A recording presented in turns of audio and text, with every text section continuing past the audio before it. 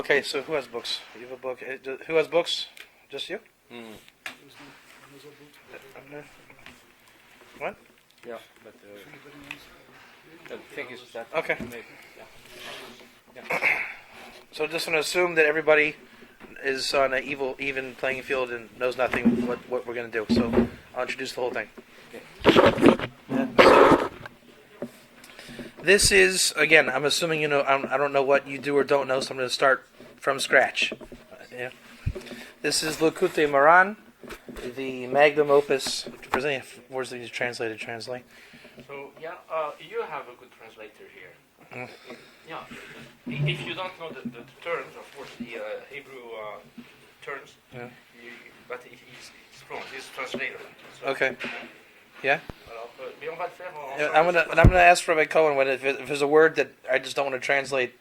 I'm gonna ask him to translate it into French. Okay. Yeah. So this is the main work of Rebbe Nachman. You guys familiar with Rebbe Nachman? Yes. Right? Okay, good. I'll just give a quick introduction of also myself and why I'm picking this. And you guys know why I'm here. Those of you I haven't met yet, you know who I am, why I'm here. Is this also? It's good to explain. Yeah. Oh, yeah. Okay, so I'll start from the very beginning. At the very, very beginning. My name is Rabbi David Katz, and you could on a certain way say I teach Noahide laws to Noahides, but it's not exactly true.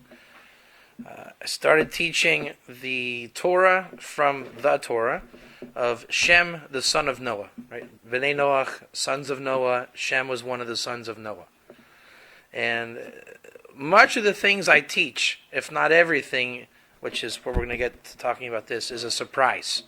It's not well known. Why it's not well known? That's a different question. I don't know why. For example, how many of you have learned Parshat Toldos, where Jacob and Esav are in the womb of Rebecca? Raise your hands, everybody. Yeah. And what do we say every time that you go into it? Jacob was an innocent man, a wholesome man who sat in tents. Does this sound familiar to you? What does it mean that Jacob sat in tents? Study. Where? Shem. Yeah. Shem.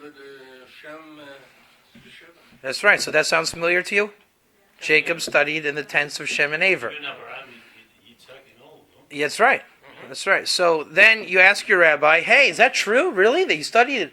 And they say, "Hey, let's go. Keep going. Talk about Jewish stuff. Abraham, Isaac, Jacob, and gefilte fish is very tasty, right?" Then we never got to get into it ever.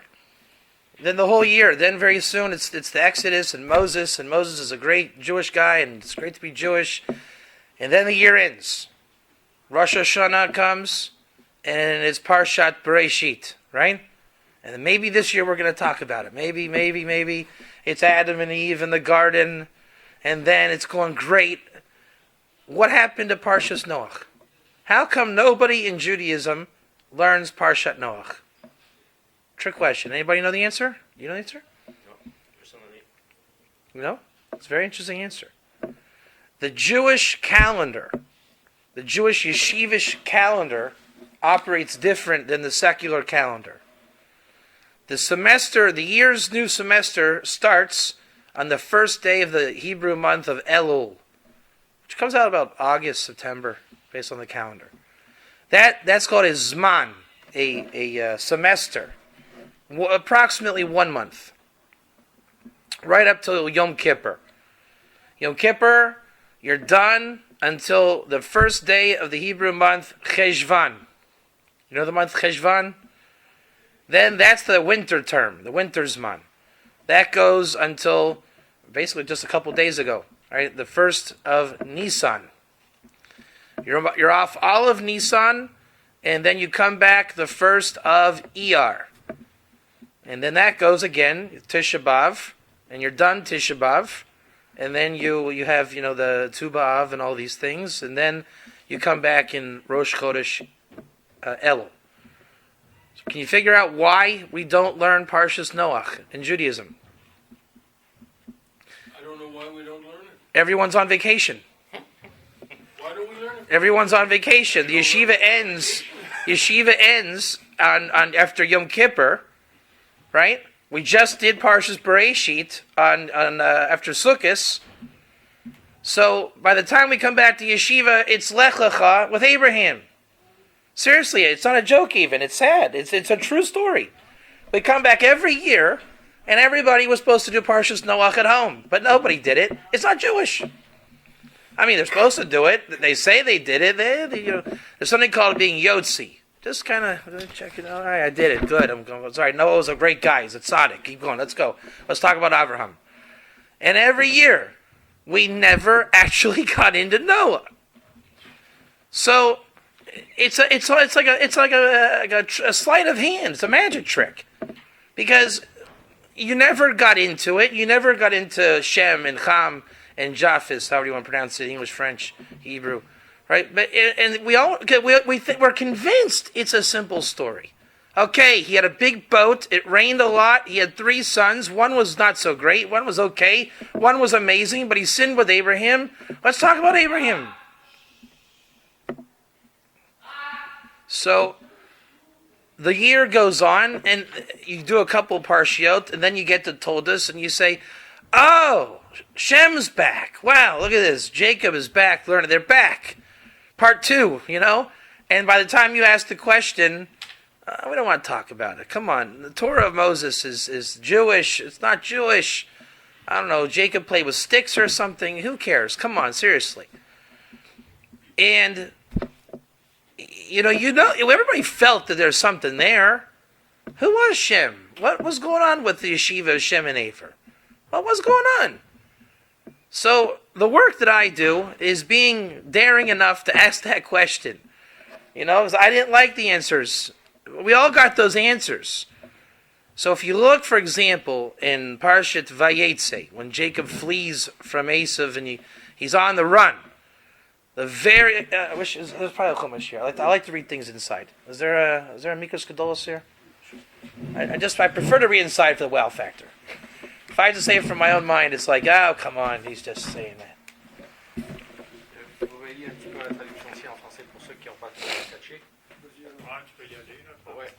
Bereshit, if you could. Non, parce que moi, je peux traduire ce que j'ai compris, parce qu'il y a des bouts que j'ai aussi passé vite. Mais il faisait une joke sur pourquoi les gens ne connaissaient pas la parachute de Noir. Et en fait, c'est une question de timing, parce que dans les vacances juives, dans ce qu'on appelle les... Donc voilà. Et puis il y avait d'autres choses à ajouter peut-être Non, donc bien fait, tu as bien résumé. L'essentiel. There we go. All right. Yeah, sure. Right up the middle. Good. No? All right. It's like, that song. Thank you, sir. Learning how to lean. That's it. It's all about it. Yeah. All right. So this is like the essence of what I involve myself with. So we're kind of changing gears. Whether we get to this or not, I don't know. But there'll be an interesting talk nonetheless. So Parshat Vayetze, just as an example, the example. Vayetze Yaakov me Beersheva. Jacob went out from Beersheva. Easy enough, right? And everyone's used to just Jewish. It's not even true. The whole thing you could say is Jewish education, okay, or authentic Torah. It's just we think we don't want to hear about Esav. We want to hear about Yaakov. We want to hear about Abraham. We don't want to hear about Noah. It's not. No one actually made those distinctions. We talk about Abraham and not Noah. That's really a product of like the vacation. Little problems that aren't real problems. That's the whole night tonight is the issue is there's no issue. The issue is there's no issue. It's a vacation. The sun was not shining that day. You look at, there's a commentary called the Baal HaTurim. You guys ever hear of the Baal HaTurim? Of course. Yeah? This is, again, what is it? This is the Mikros Gedolos. It's the most classic commentaries on the Torah. Not one person on the planet would say that any one of these is not valid and a majority opinion. Agreed? Nobody would say, well, come on, you took it from... Nobody. This is Moses from Sinai. Yes. So that's a bit of a problem. So what is the Baal Torah? I'm picking on the Baal Torah because he answers our question. Right? Where was Jacob going is the kind of unspoken question. And he brings a couple different things here. But look what he says. Jacob from Beersheba, focusing on those three words. Jacob from Beersheba. Sofa Tavis, the end letters. Right, so what's the end letter of Yaakov? You guys know? Yaakov? Bet. The end letter from Bear. Reish. And Sheva. Ayin. So he says it spells Aver. Like Shem and Aver. Aver. Then he says Shenitman bebeis Aver. He was buried in the house of Aver. Most people only know of Shem, let alone Aver. Then a little bit further on, he speaks about from Beersheba, those two words, right next there in the verse.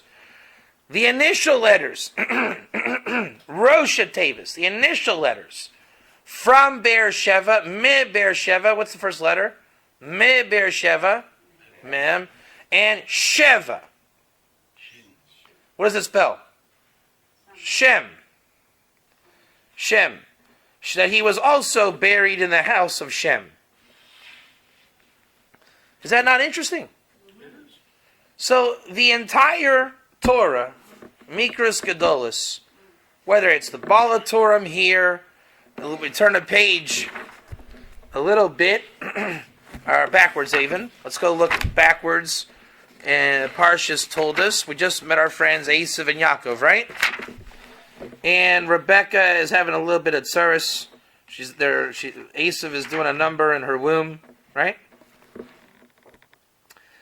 And she goes to seek counsel from God.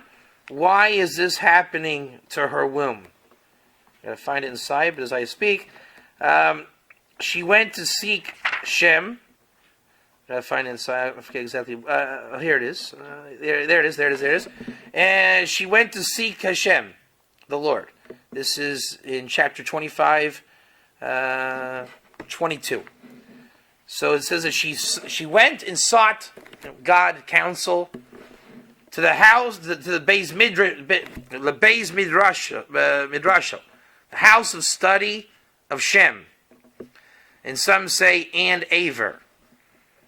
And it says that Shem had Ruach HaKodesh, divine inspiration, and he said to her, 2 nations are in your womb, yada yada.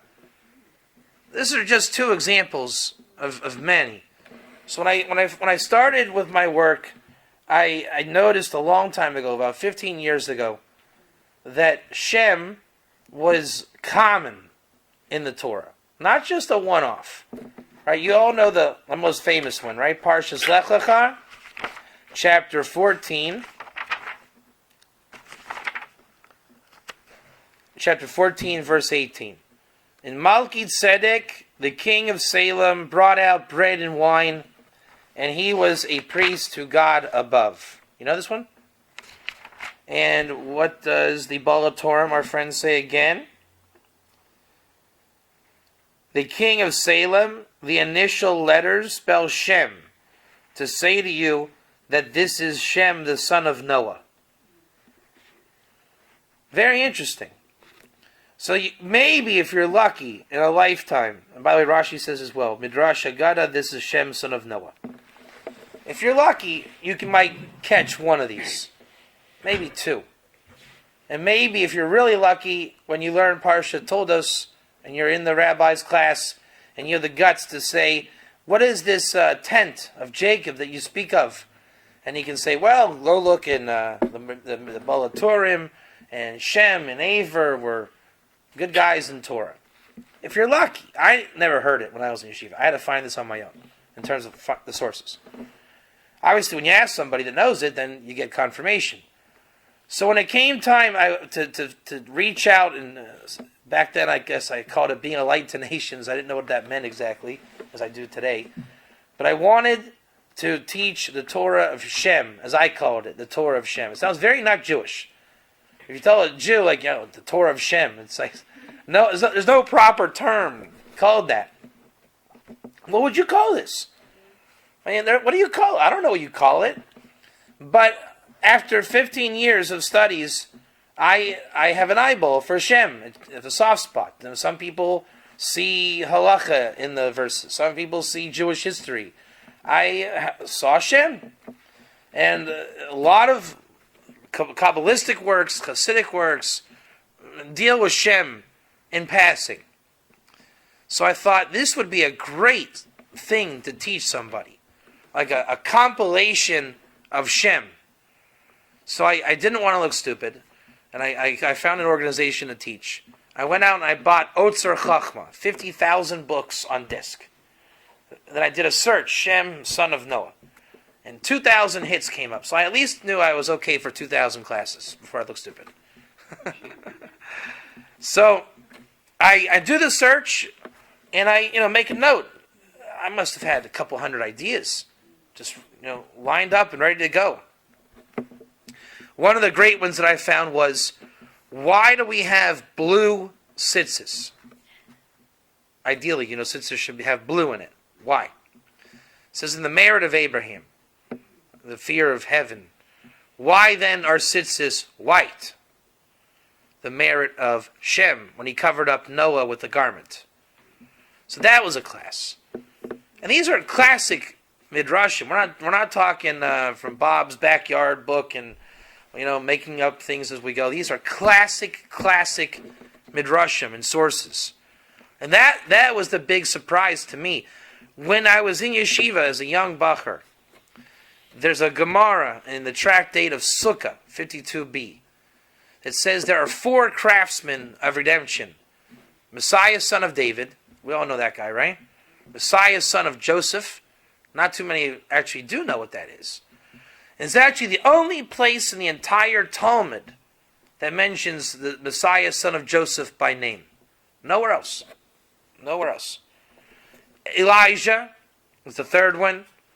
And somebody called Kohen Tzedek, the righteous priest. And Rashi explains there, the 2 messiahs, because they're going to craft the Beit HaMikdash, the Holy Temple. Elijah for building the altar on Carmel, fighting the prophets of the Baal, right? And the righteous priest, Shem, the son of Noah, for the craftsmanship that he offered on his father's ark. And as it says, he was a priest to God above. So Rashi says it's Shem, son of Noah.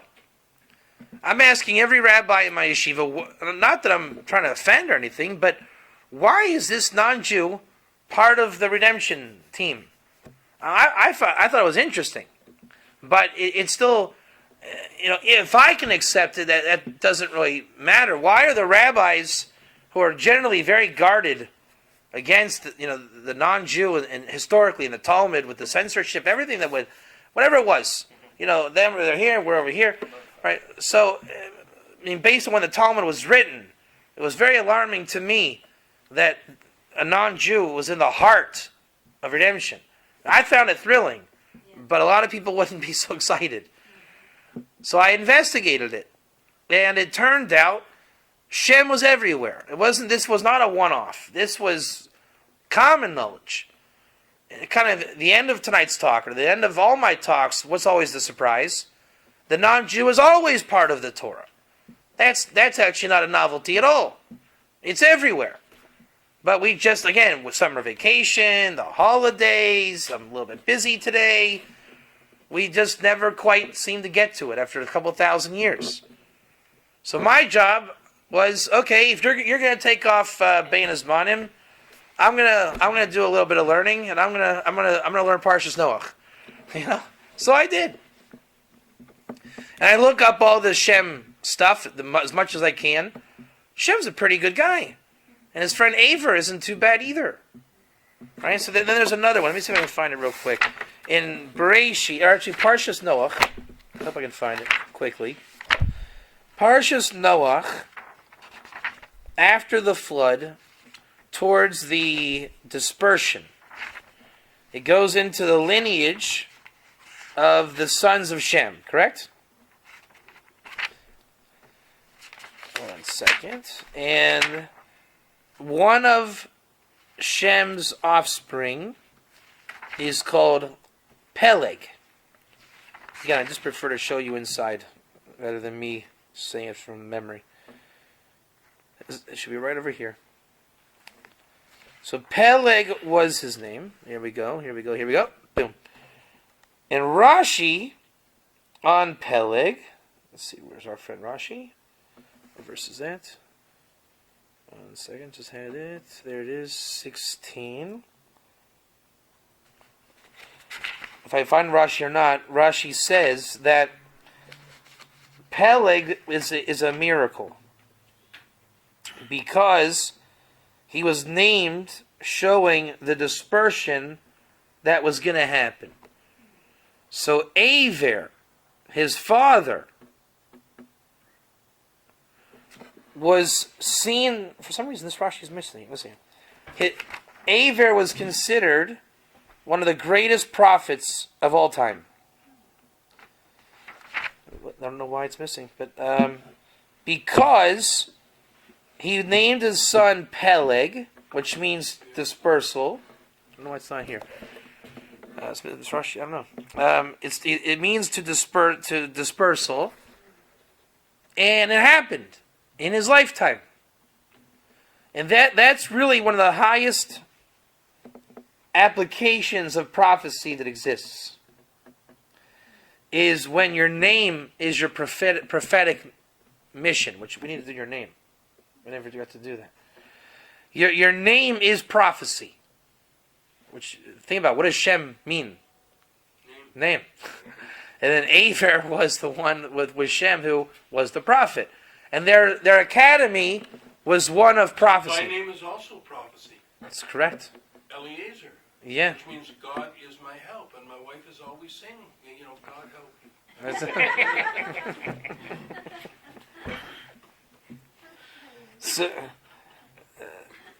So it was the school of Shem and Aver was a prophetic school, and names were not only names of people, but shulchan.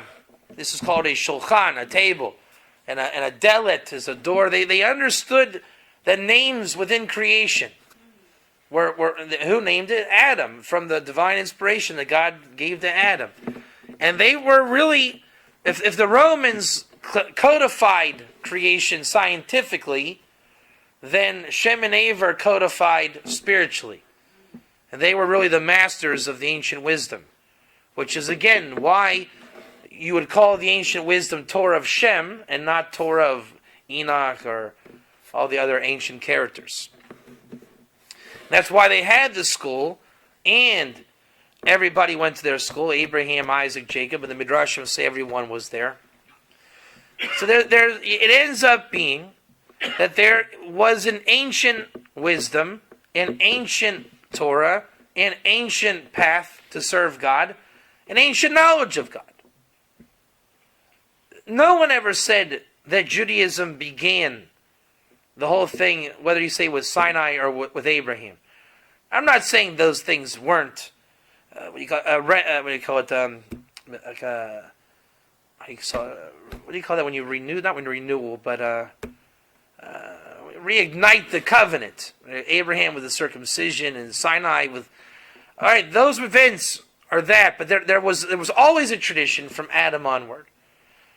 Even if you want to say that which happened before Sinai, just to kind of weave in my current work with this other work, the Noahide of today, which in Hebrew is called ger, the Hebrew word, the pre-existing path was given to Moses and routed at Sinai.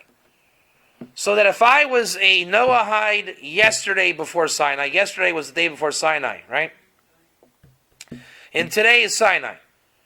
I now have to accept that God has chosen Moses to be the stamp of Torah.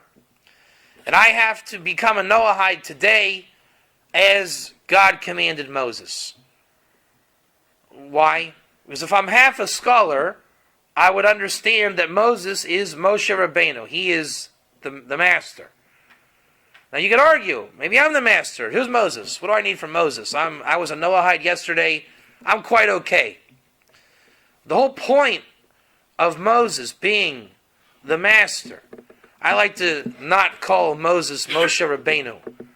I call him Moshe Navienu. Moses, our prophet.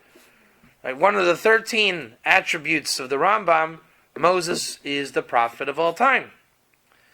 And in the schools of Jewish Kabbalah, the real appreciation and brilliance of the Torah is not Moshe Rabbeinu. Right? There's something that the Moshe Rabbeinu, as just kind of use terms. I'm making up these terms as I teach them. They're not like official terms.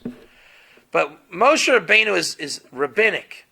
The Eitz Hadas Tovara, they call the Talmud Eitz Hadas Tovara, the tree of knowledge of good and evil. Is it allowed or not allowed? Kosher, not kosher. I mean, this is acknowledged by the Talmud itself, by Kabbalah itself. This is not an opinion. Right? We live in an evil world where there's evil and good mixed in. That's uniform on every yeshiva, every educational platform on the planet.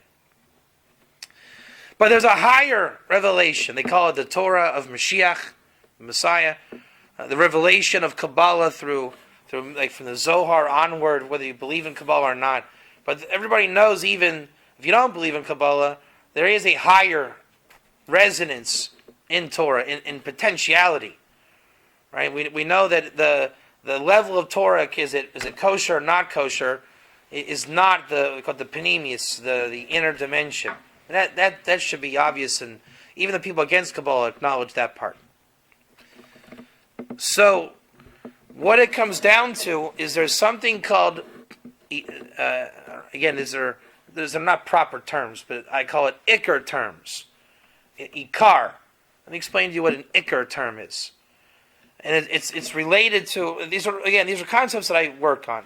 It's related to what I call the Torah of Shem, like the real Torah of Shem. Let me explain it. The concept is words that are so pure and refined, they're right under your nose and you don't see it. That's the revelation of Moses' Torah. For example, the Torah begins with the Bet of Bereshit and ends with the Lamed of Yisrael. Everybody that's learned a little bit of this kind of stuff, Aryeh Kaplan talks about it. You put those letters together, what does it spell? Lev, heart. And even the most basic Kabbalistic works, basic, say that there's 32 pathways of wisdom, and that the Lamed is 30 and the Bet is 2. Put it together, 32. And there's Sefer Yetzirah, again, a book of creation. Classic work. No one disputes that. And they attribute it to Abraham and Shem. And the very first thing it says, there are 32 pathways of wisdom. So we know that there's 32, this whole thing. Whatever we know what it means exactly, the concept is not totally gone from our eyes. They say there's 32 names of God in the beginning of creation, the Shem Elohim. Now, why am I mentioning that? Because why did Moses, this is my logic behind it, why did Moses start the Torah with a Bet and end it with a Lamed? Was that an accident?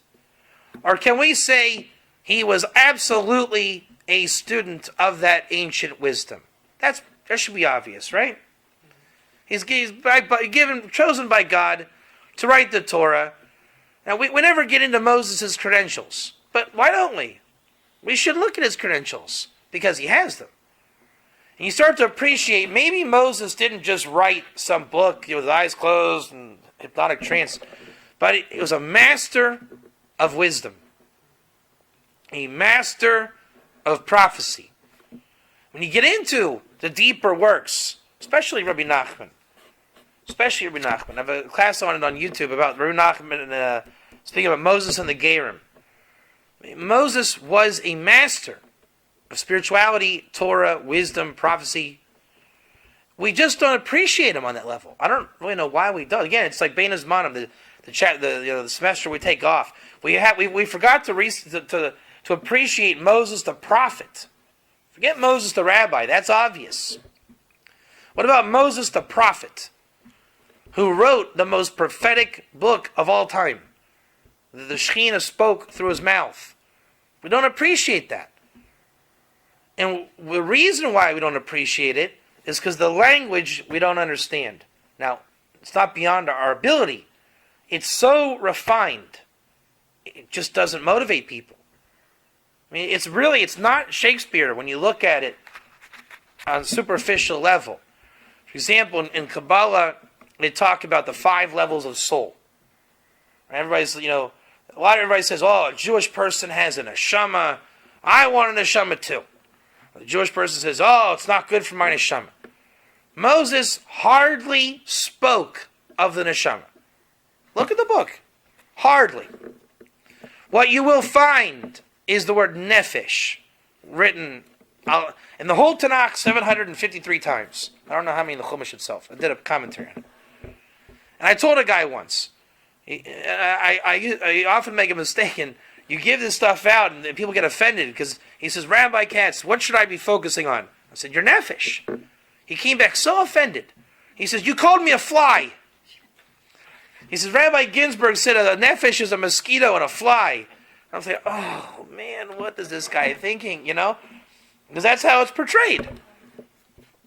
But there's different schools and contexts to these things. King David speaks about the nefesh like something beyond. The Torah of Shem, as I call it again, is all about the nefesh.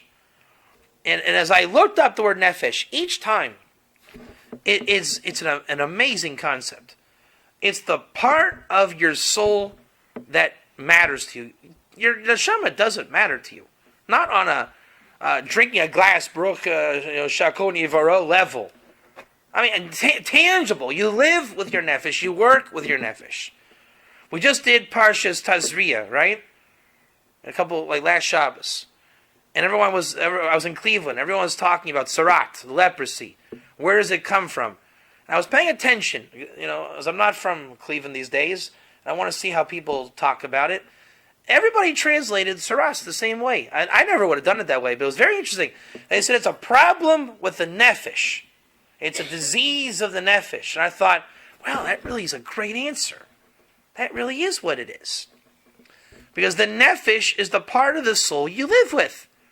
If I were to insult you guys right now and say, you people in Montreal, bunch of bad people, and you'd say, wow, that Rabbi Katz makes me feel very uncomfortable.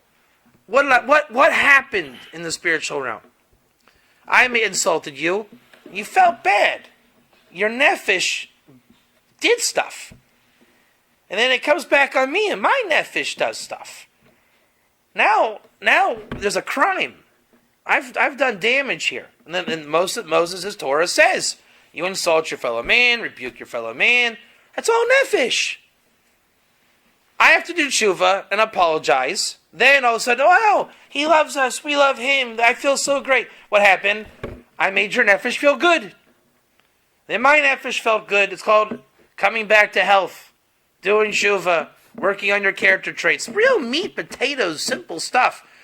But until you realize how it's just right there. Right? Moses talks about it every which way. The nefesh, reprove your fellow man. The whole Torah on one foot, treat the nefesh right. You hurt a nefesh, you heal a nefesh. I mean, the part of the soul I call it the liquid you, the juicy you, your juices. When you eat, when you drink kiddush Friday night, you have the hamotzi, the bread, or a home-cooked meal. Your wife makes you chicken soup. What does it do? So the old-fashioned, shtetl type of remedy. It loosens your juices inside flow. Your blood flows. Just liquid state, a holy state. When you look at the beginning of the creation, God put the divine image through this liquidy part of soul. So that when it says all of the sons of Jacob or all these different things, it's the nefesh. It's the part that's just never deteriorates. So we have to take nice to, yeah. I don't want to disturb you if you want to continue on. Yeah. Go ahead. When you say nefesh, do you also see it as a light, or just the part of the soul you live with? Yeah. Or on the corporal level, it's Both. Kido? It can both. Both. Because you in Kabbalah, Yeah. the Kabbalah I'm learning, it's nefesh is the first light Right. you are in contact with, but it's also the weakest, Right. and it's the weakest light to enter the Kelim. That's right. And then there's Right. also Ruah Right. and Neshama Right. and Ayah and Right. Yehi. So this is what I'm saying, that this idea, this is like King David in Psalms. Okay. As King David goes there, it's a system of nefesh and ruach. Okay. There's different schools or systems. Vilna Gaon Evan Shlema, his book of ethics, and Chassidut talks about it a lot. It really doesn't deal with the Chaya and the Yechid, the higher parts. It has to do with you are lacking, right? You're always trying to not lack. Isaran. Yeah. So the Ruach is when you're built, you're whole, Shalem, right? It's not so much that you're looking to define these concepts and say, "Oh, I got it, it's it." Like, keep it a bit open, right? It's the part of you that you live with. You know, it's when you're. It's really simple. It's the opposite of complex. It's when you're feeling good, your nefesh is good. Feel bad, your nefesh needs help. Real simple. So, because that's what I'm calling the Torah of Shem, Moses the prophet, right? Shem and Aver, all these things. It's so ultra refined and simple. And the profound state is when you appreciate that. Not appreciating the concept, but when you can learn the Torah and you see it so just sublime in a very basic text. Whether or not you understand the Hebrew, just hear the concept. Moses captured that. You're not supposed to see it yet, because we're not there. We're living in this world of good and evil, of tree of good and knowledge of good and evil. Is it forbidden? I mean, as a rabbi, I'm concerned, is it forbidden to eat? Is it good to eat? But there is that ultimate spiritual level, and we do want to get there. If you could even get one insight to what Moses the prophet was putting in there, what he was working with, what the school of wisdom he drew from, the ancient wisdom, that's what real spirituality is in store for us. I think we're in a time where we can start to appreciate Shem, Aver, the ancient way, Moses, Moses who was elected to go to Sinai. We know the Jewish Torah, but who was Moses, the one elected to go to Sinai? So that's why it's silly to say, well, I'm a Noahide yesterday, I don't know about Moses. Moses at the time, he was the master. He was the one who received the tradition, right? You're not arguing that Rebbe Akiva was the tradition of the oral Torah. Why aren't you arguing about that? No one argues that. Everybody in yeshiva learns the oral Torah was almost forgotten. Rebbe Yehuda Hanasi wrote the Mishnah. If it wasn't for Rebbe Akiva, we would have lost the oral Torah forever. Not one person ever said why Rebbe Akiva maybe was Rebbe Meir. Nobody ever said that. But when we get into Moses, it's like, oh, well, hey, hold on. But so it's just kind of ironic, because Moses is the one guy that you would have no doubt on when you connect on that deeper level. So when I got into the non-Jewish work, these are the things that the non-Jews forced me to understand. Because otherwise it's Moshe Rabbeinu. Just tell me what I can eat, not eat. But the non-Jews, they want to know what was going on before Sinai. What was going on over there? What was the ancient way? What was before Israel? All these things. You gain a really great appreciation. So I set out to do articles. Bereshis to the end. And I challenged myself for 3 years. Find the non-Jew or non-Jewish elements in every parsha. I did. Every parsha. Eliezer was one. And the red heifer, the verse by the red heifer, you, the na, and the ger among you. And that ger is not a convert, not a Jew. And, I mean, at the time, these were profound ideas to me, at least. But now it's kind of, I'm used to it. I went through the 3 cycles and Mikros Gedolos, dug out non-Jewish stuff. And that was a book that I wrote called Soul Mazel. You can. Jessica has copies. All 5 books are coming out: Bereshit, Genesis, Exodus, and all these things. So that was the challenge.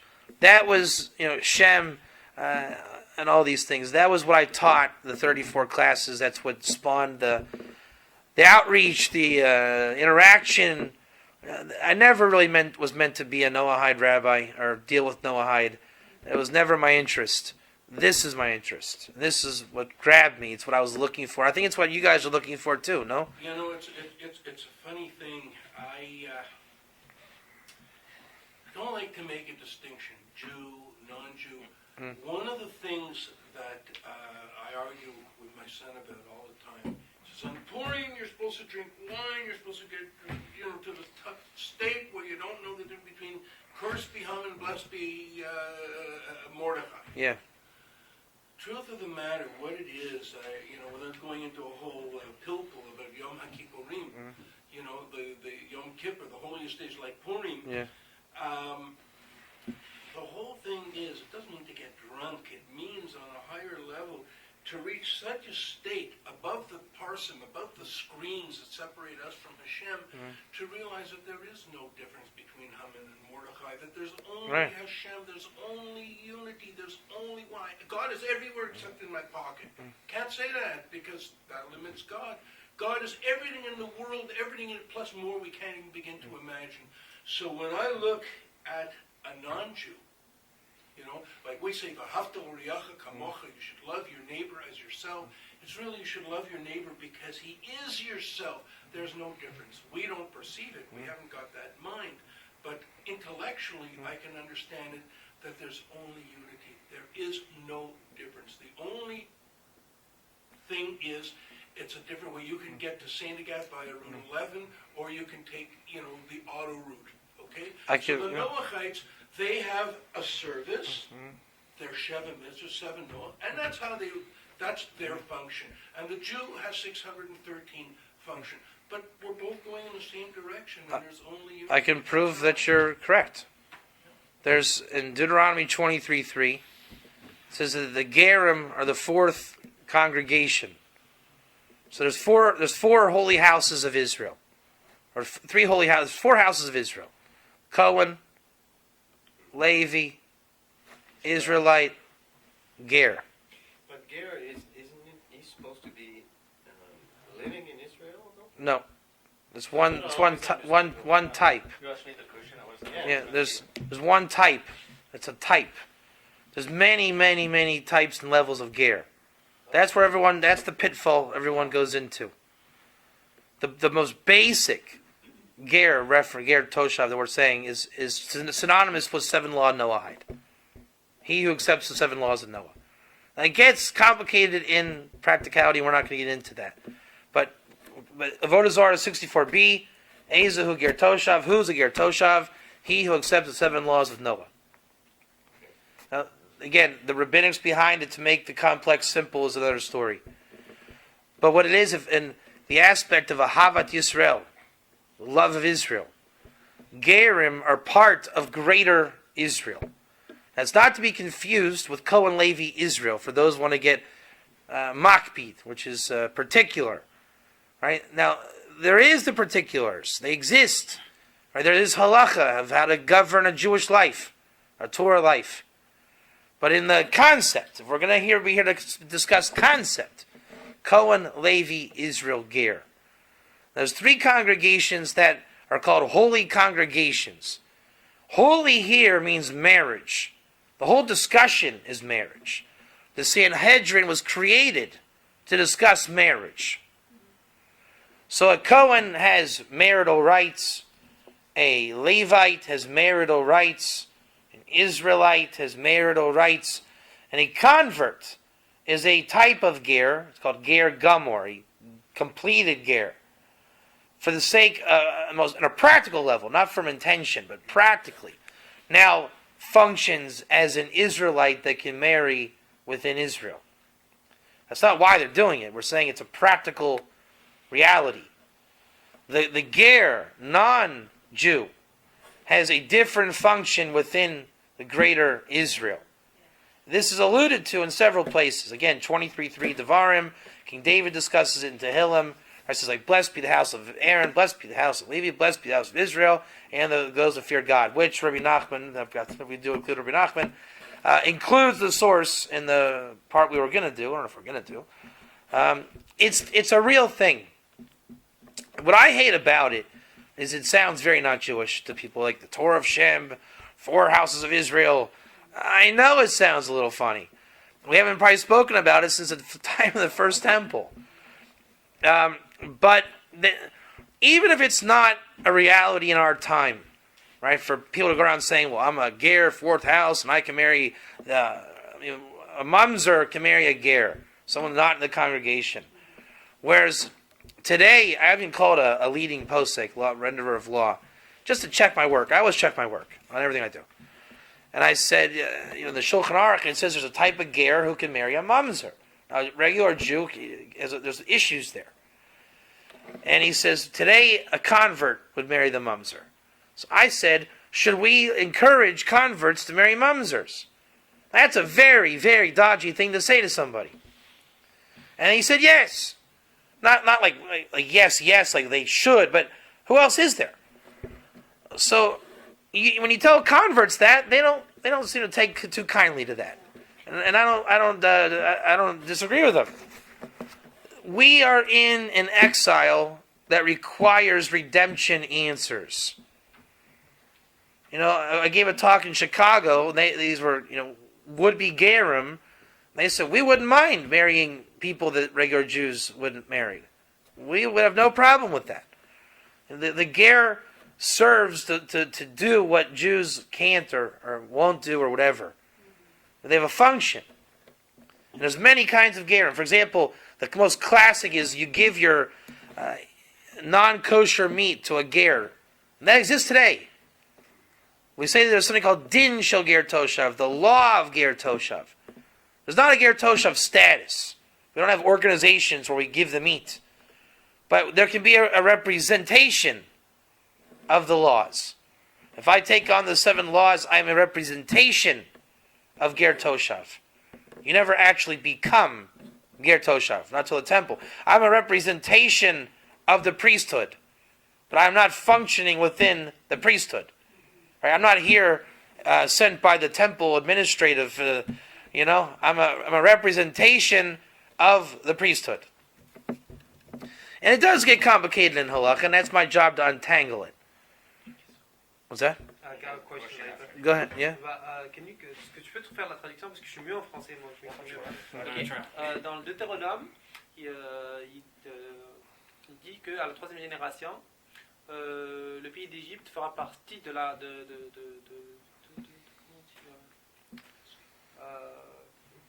une congrégation un peu, ou l'assemblée de Dieu. Donc à la 3e génération, les Égyptiens doivent faire partie de l'assemblée de Dieu. À ce moment-là, est-ce que ça fait de l'Égyptien, est-ce qu'il passe est-ce qu'il reste un étranger à ce moment-là, ou il devient un guerre?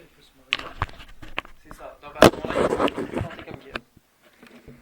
Compter comme guerre, mais il peut se marier. Ok, mais il reste guerre. C'est ça, en fait, parce qu'on est tout autour de cette notion. On a the Deuteronomy.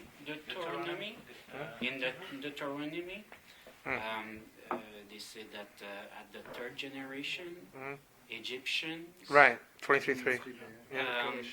Will be part of the Hashem's assembly. Right. Do they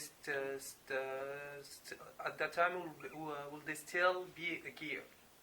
Yes, the Shulchan Aruch discusses it. I'll give you the short answer, which is actually the best answer. I think it's Kedushin 70. Wait, Kedushin in the 70s, 71, 72. I think 73. That is the job of Elijah in the time of redemption. That is his, and that is like halacha in the Shulchan Aruch. I think it says it also. Like when Elijah comes, that is his job. I mean, it really is a powerful thing. Like, that is the question: who enters the holy congregation after the 3 generations, 10 generations? Right? If you look in the Shulchan Aruch, Even Ezer, I believe it's 73 in Kedushin, And Rashi says it. Exactly that's the thing. So that's for Elijah. But practically, not like a feel-good, it's like, well, it's practical, that's the answer. I don't remember, je me souviens pas où c'est exactement dans la Torah, mais... I don't remember where it is in the Torah. Exactly. I don't have I a think great je memory. pense que c'est Isaïe. I think it's Isaïe. When it said that the world will le monde va changer, va chanter un cantique pour Dieu. The world will sing a cantique A song. Mm-hmm. Yeah. for God. For God. So Okay. the whole world will do it. In that moment, is the it must be after what you just said. I think. In that moment, is there a gear, Jew and non-Jew, or there is just believers?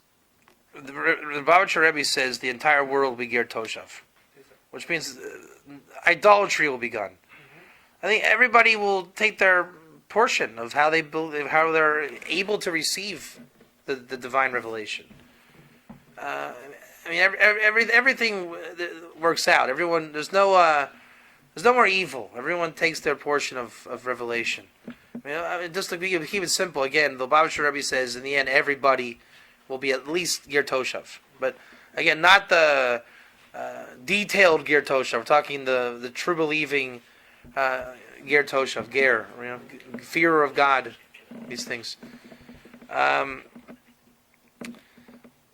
Where there's a practical application for these teachings that I'm teaching about Israel and these things. Everybody asks why. It's controversial only because people don't understand the details.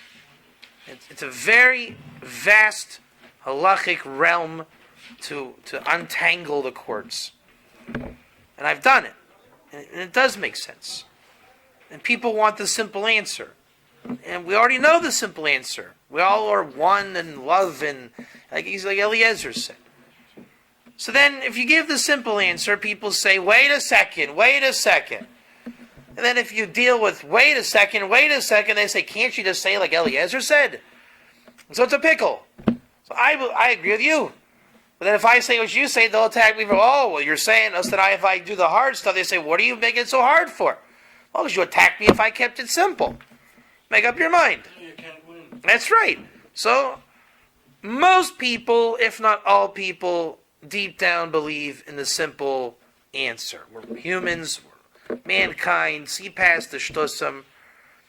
But then they get all funny when, you prove it, or, this guy. So then when you go to prove it, then all of a sudden it's like, well, I have a problem with you and you and you because it says, like, hey, what happened to the free love here? What happened to the simplicity?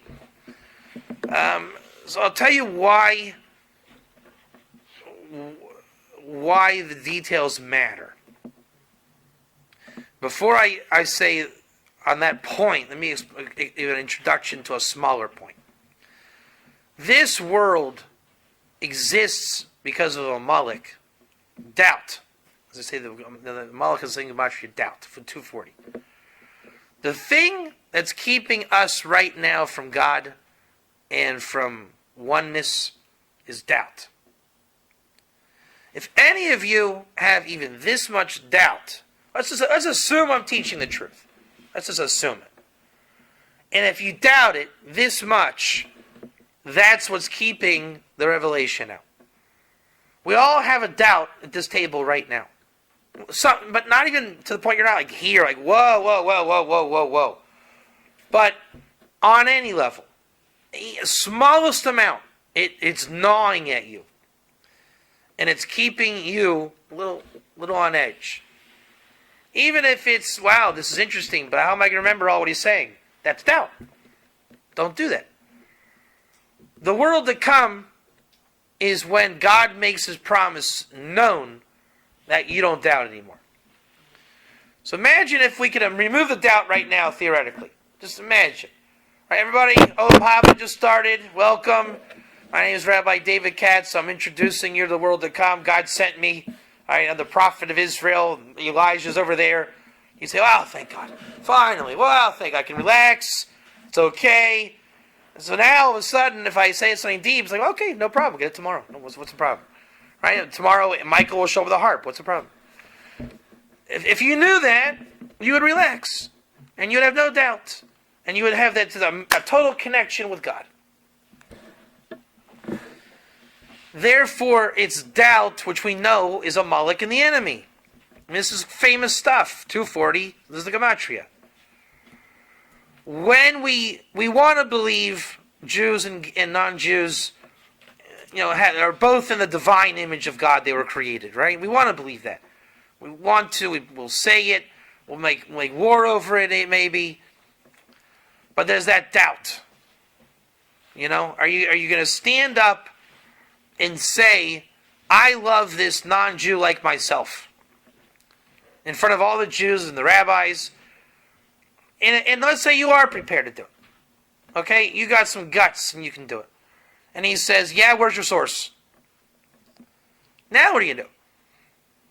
I'm not saying you're going to buckle, but it's reality. He's in your face. Where's your source? And he clearly doesn't get it. So you are all happy. This is great. We're one. This is amazing. Where's your source?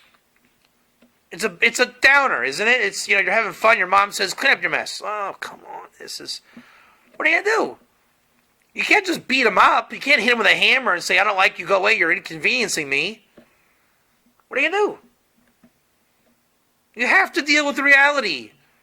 Just because you convinced yourself that you don't have doubt, you do have doubt. Because you can't answer his question. Now, if he's going to say there are Martians coming tomorrow, that's not doubt. That's called insanity. Right? You don't have to answer insanity. The guy says, my name is Moshe Rabbeinu and you're wrong. Okay, you're insane, move on. But if it's not on the level of insanity, just a bad guy, not on the quite where, you can just say, you're disgusting me, go away, it's a big inconvenience. That's life, dealing with inconvenient people. So when it boils down to meat and potatoes, really dry, like halachic, because if you can get the Torah on that level, then there's no argument. Your doubt's gone. I was in Cape Town and gave a talk, and the guy looks at me at the end, and the rule going in was, whatever it was, it shouldn't have happened that night. I should have said, look, thanks for a cup of coffee. I really got to go. Never should have walked in. It was not right. It was like someone doing a favor. They wanted maybe catch a class. And I'm learning when it's not right, just don't go. You're not helping anybody. It's like when you have a venue. If it's not the venue, like an entertainment, don't go. So, in the end, I was with my contact guy in Cape Town. His name is Jacques. He's the leader of the Noahide group. And Jacques is what, in my learning, I would call ger. Right? Biblical 7 law, which halachically is removed from the label goy. Akum, idolater, non-Jew, whatever you want to call it. Halachically. He has removed himself from that. He is something else. I know this with absolutely. I would bet everything on it, so to speak. It's a fact. I've done it over 20 million times. So I looked at the guy. I said, okay, you want to put your foot down like that? Is Jacques a goy or a ger? He says he's a goy. I said, you, my friend, have rejected the entire Torah. I know the answer on this. He got very upset. But I'm not prepared to have somebody living the mazel and the energy of somebody else. And this is a big reason why we're in exile. King Solomon says in Proverbs, you have to know who you're sitting across from, all times. And this is a very radical way of living your life, but it's life or death. I'm not an Israelite. I'm a Cohen. And I've realized the more I grow in my spirituality, it is damaging to believe that I'm an Israelite, because I'm just not. I can't marry certain women, so don't tell me I'm an Israelite. You have no problem telling me that I can't marry a divorcee, but you want to tell me I'm an Israelite. I'm not. Chaim, my co-author in the book, is a Levite. We got in more fights than you can imagine. And every time we realized he saw it like a Levi and I saw it like a Cohen. I don't want to be this radical. I really don't. But it was just, right? There it is. I'm not Jewish, per se. It's a different animal. The guy that got me thinking like this is a Lubavitcher in Crown Heights. I'm going to God willing meet him, I think it's this week or next. We're going to New York tomorrow. And he's a really hardcore Cohen advocate. He's an organization about making Kohanim. He's more radical than I am.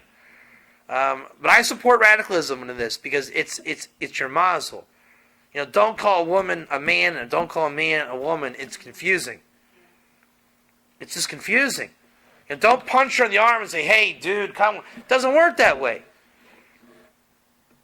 You have to know the rules of society.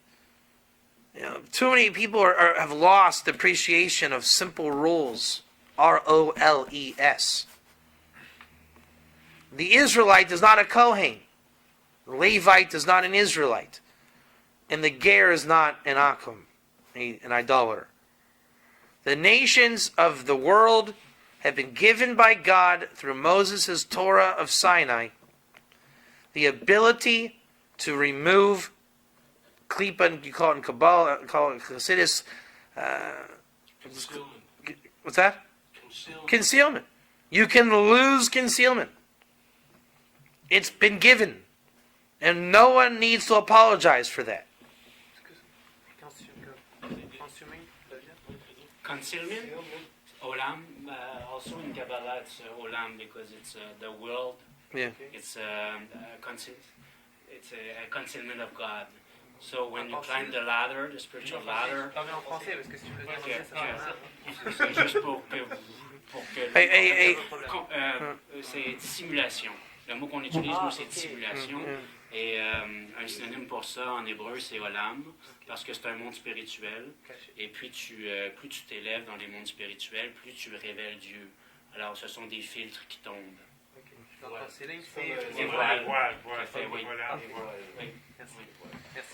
So,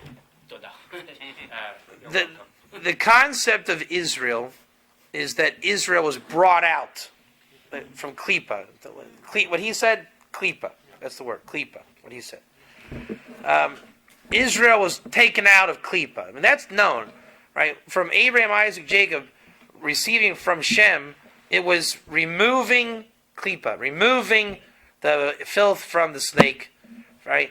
Making a nation of God on earth. What does Psachim 87b say the meaning of that nation is? To go into exile to receive Gerim. It does not mean only converts. That's just clear. And when you look at the words used in the context, it cannot mean convert. In Orchos Tzadikim, a book of ethics, it says that there's this word sapachat. The Gerim are harsh on Israel like sapachat, thorns and things. Sapachat means davek me'od, very clingy, very gluey. If you look at Isaiah 14:1, the same language is used. And it calls it the Nilva Ger, the attached Ger. That's not a Jew. 100%. There's no doubt in this brain on that. None. It's in conjunction with Isaiah 56:3. The Ben HaNecher, stranger who keeps Shabbos. Also not a Jew. A convert. Not a convert. When you look in the commentaries, Mikros Gedolos, once again, you know the words used, it's not a Jew. A convert is expected to be keeping Shabbos. You shouldn't need to be told that. Right? So, Israel is where you go when you come out of Klipa. A lot of Jews fall into Klipa as well. It's called going off the derech. So what happens when, and Rabbi Nachman talks about it all the time. This is I'm going to kind of sometimes go back into this. The Balei Tshuva and the Gerim. I'll read it right here, just to be Yotzi and to read Rabbi Nachman.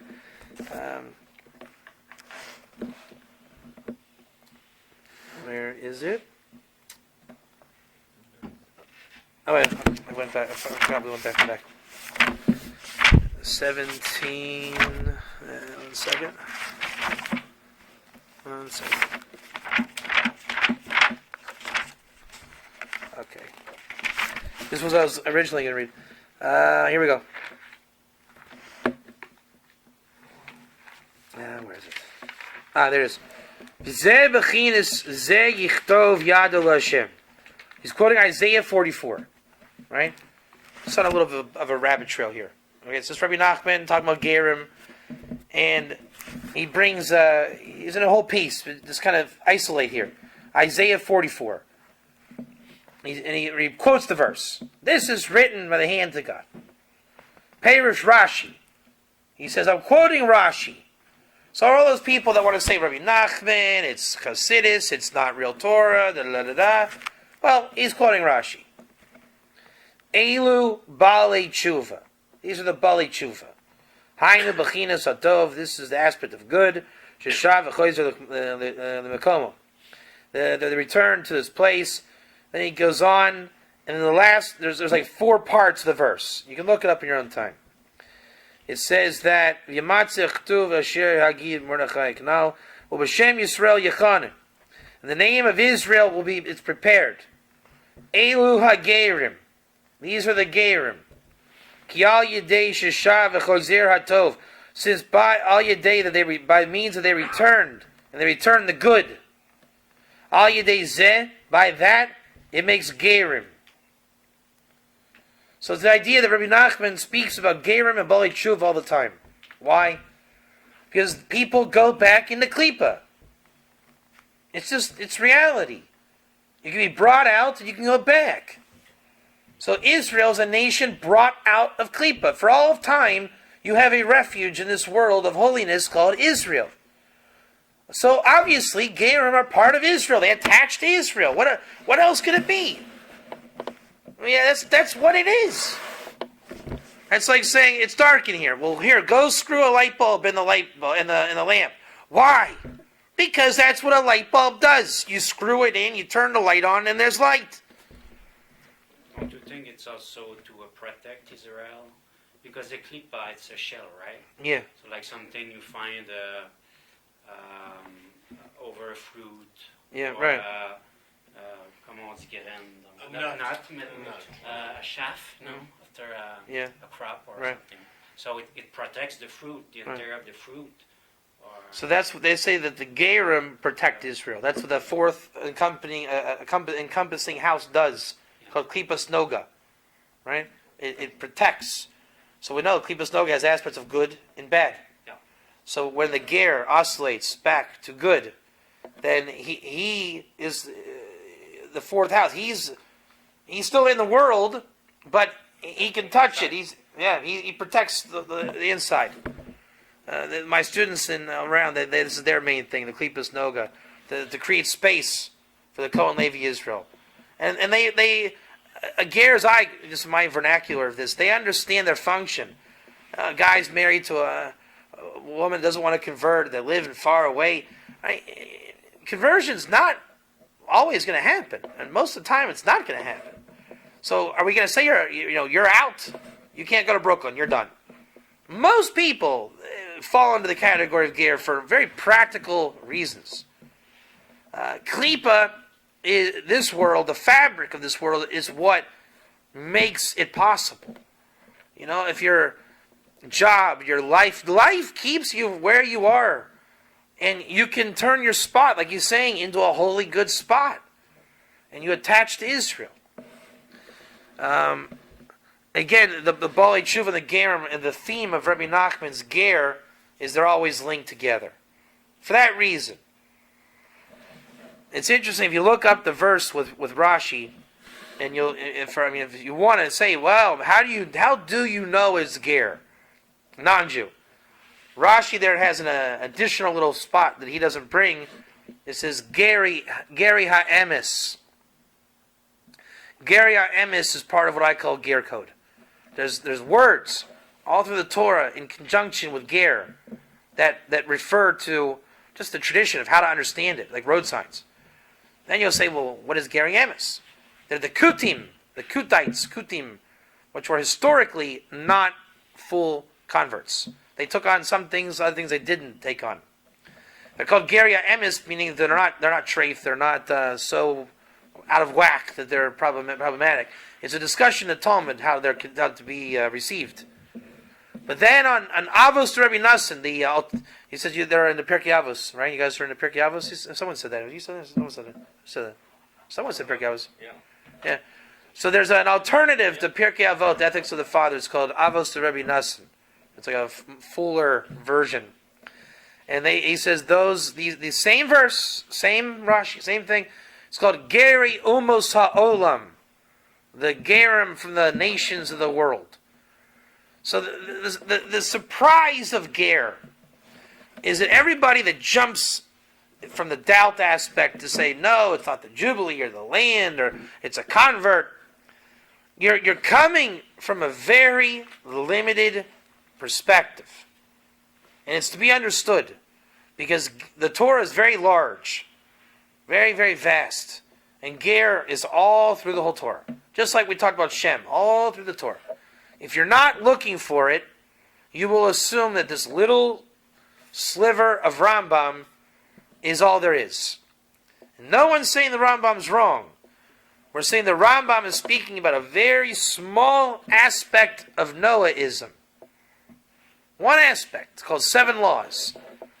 Well, whatever happened to God in spirituality, and mitzvahs, and Israel, and life in reality? That's not in the Rambam's description of the 7 laws. And it's not supposed to be. He says, don't kill, don't steal, There's a whole Torah of oral tradition that speaks about Gerim in conjunction with Israel. Psachim 87b we said, why is Israel going to exile? To receive Gerim. What does it say in Midrash Rabbah? What does it say in Halacha? What does it say in Kabbalah? What does it say in Chassidus? What does it say in Rabbi Nachman? All kind of things he says in here. The altar of the temple is not complete until we bring Gerim. A ger that learns Torah is like a Kohen Gadol. Why? Because he brings offerings more than what the general idolater would bring. So how do you repair the altar? Making Gerim. Why? Because it brings more offerings than you would have. King David says in Psalms, God is half a God. Why? Because God says, if I'm going to be God, God says, Shem Elohim, like Teva, nature, the world. I want to do God stuff. But I can't do God stuff if people aren't expecting God. So I need people to be God people. So he calls them B'nai Elohim in the commentaries. Says, when you start worshiping God, I'll start being God. And the miracles will come back. But right now, like 2 guys are looking for God. I can't do that. So when people get the miraculous God concept, redemption comes, and God says, hey, look everybody, God's back. It was in exile, and this is David's whole life. Every psalm that King David ever wrote, hey God, how's it going? Wow, it's kind of dark out today, God. A lot of clouds. Hey, God, are you with me? Hey, this guy's trying to kill me. God, how'd that happen? Where's God? Hey, there's God, everybody. Thank you, God. Save me, everybody. Thank you. God came and saved the day. It's great, God. Making sure my enemies get laughed at. And it'll be another day with King David. I'm here all week. Don't forget to tip your waitstaff. That's King David. Salvation is synonymous with King David. Rabbi, I'm very sure you have to excuse me. I'm going to have to get back now. I understood. I hope you enjoyed yourself. Shekiah, thank you. Thank you. Oh, yeah, you're right. All right. So, well, if you guys want to stop, we can stop or keep going. It's up to you. Yeah. So we'll stop. I'll leave the recording. But anyways, let me just summarize. Let me just take one closing sentence before you go. Yeah. So I'll just basically say this. We discuss a lot of Torah issues, concepts that are classic Torah that just don't get discussed, right? From Bein Hazmanim, the name of God Elohim, versus and when King David says, "Who are the B'nai Elohim?" Shem and Aver, prophecy, Moses the prophet, Gerim. The Torah is filled with things other than Bava Metzia, the first Mishnah. There's a whole world of people, as you pointed out also. It's not just a couple of Jews. There's a universal Torah. And it's classic. It's normal. It's It's not bizarre, one random weird opinion. And it's everywhere, every genre. My message really in this frame is just get back to the whole Torah. It's an amazing thing. It's for everybody. And it's for all the time. And that's what I hope I displayed today, was digging out some personal gems that I found. And it's for everybody, equally. That's all. Thank you very much.